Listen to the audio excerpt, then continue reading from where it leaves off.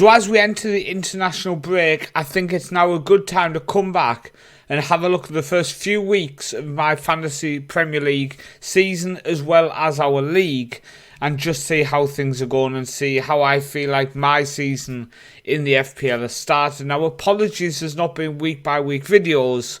Unfortunately, as soon as the Premier League started, basically man flu hit me, and we all know how serious man flu can be.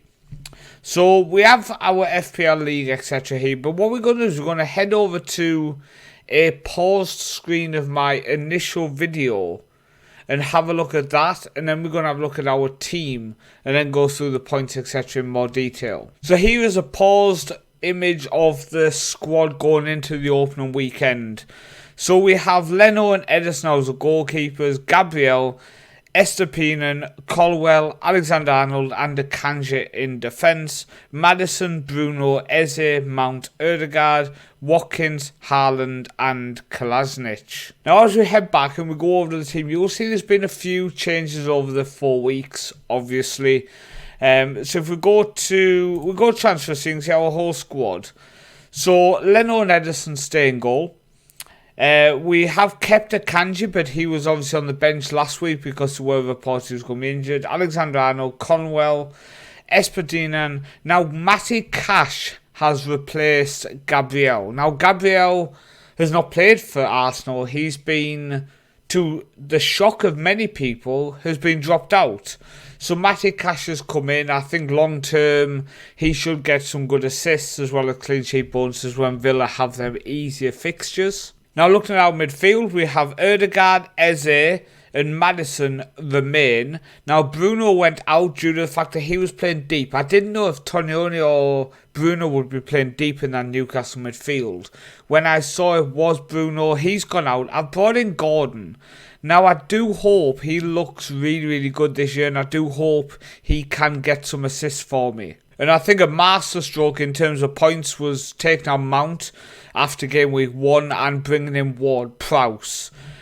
Someone who I've gone with in previous years, we know he's a set-piece master and he's hit the ground running when it comes to playing for West Ham. He really has performed well. Now in terms of our attack line, it stayed the same, which is Watkins, Haaland and Kolasinac. I was actually considering maybe trying to drop Kolasinac for someone who was cheaper in the attack line, which would free up even more money. We currently have 1.6 million available. We've not used any of our cards yet. I considered triple captain and Haaland at the weekend where you end up getting an assist and 3 goals. Absolutely gutted I didn't do it. But you live and learn from your mistakes, don't you? And sometimes shooting your load too early can be upsetting. So the game weekend just gone where we got 91 points. We had Edison in goal, Estupiñán, Alexander-Arnold, Conwell, Ødegaard, Gordon, Eze, Ward-Prowse, Maddison, Haaland and Watkins. Chelsea have not impressed me so far. Colwell's been a bit upsetting. At the weekend against Nottingham Forest, I obviously would have thought points were on the board there for Colwell, so disappointing there. Now as a Newcastle fan, it was nice to see Callum Wilson get a goal against Brighton at the end of the game. For my fantasy team, not so much, because we would have got a clean sheet bonus for Estupiñán, but unfortunately that goal in added time cost us that. Now looking ahead to the weekend after the international break, Man City have West Ham away. Brighton have Man United away. Now in terms of being a guaranteed clean sheet, I honestly don't think so. And I think I'm going to bring him out for Matty Cash. And then Liverpool have Wolves away. Chelsea have Bournemouth away. I think I might leave that as it is. The only other change I would maybe consider would be Trent Alexander-Arnold coming in for Colwell. And that's just due to the fact that Chelsea need to show a little bit more if they're going to get clean sheets. At the same time, if I have faith Man City can get a clean sheet against West Ham, then why play Ward-Prowse? So then it would make sense to swap with Akanji. these are the situations and questions I'm asking myself.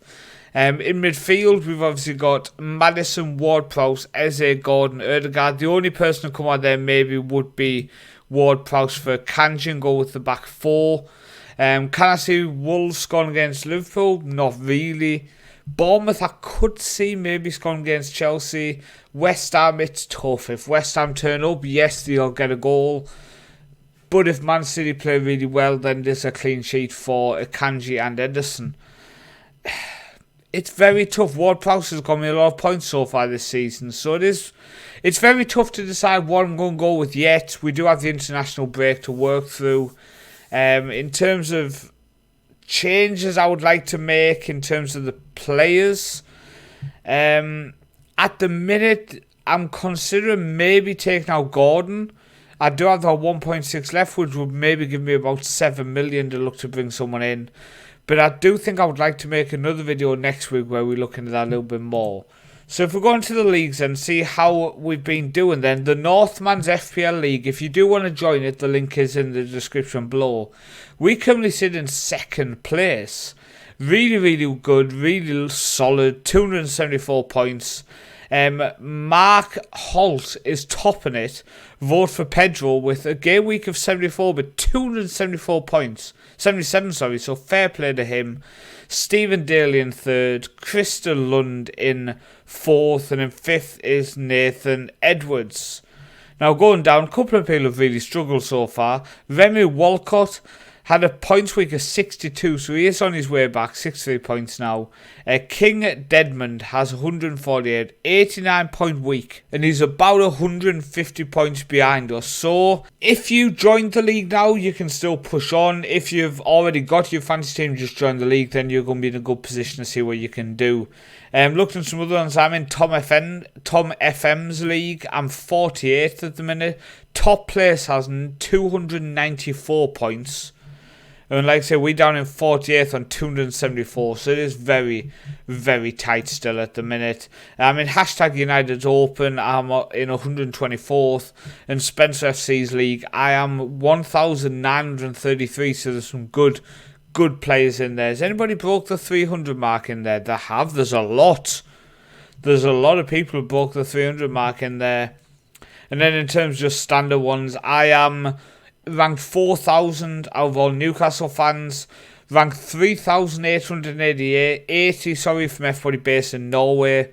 Overall ranking, now bear in mind there is, I think, if we go back to the points one, there is 9,700,000 people, and I'm ranked 139,000.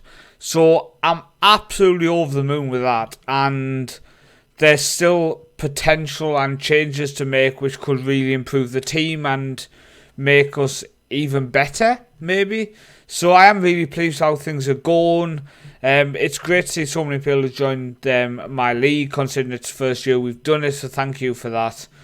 I'll keep pushing on, I'll keep developing, I'll keep trying to improve, and hopefully at the end of the next game week I'll break into the top 100,000 and then keep progressing there as we look to finish. In my opinion, if I finished in this position now, I think I'd be fairly pleased considering how many people are taking part. But when you are sitting in this position, you've just got to tinker week in, week out and really try to be a top 50,000, top 20,000 player. So we'll see what we can do. But thank you so much for watching. Thank you for joining in if you are in the league. Thank you for participating. I've been Paul, also known as the Northman, and I'll see you next time.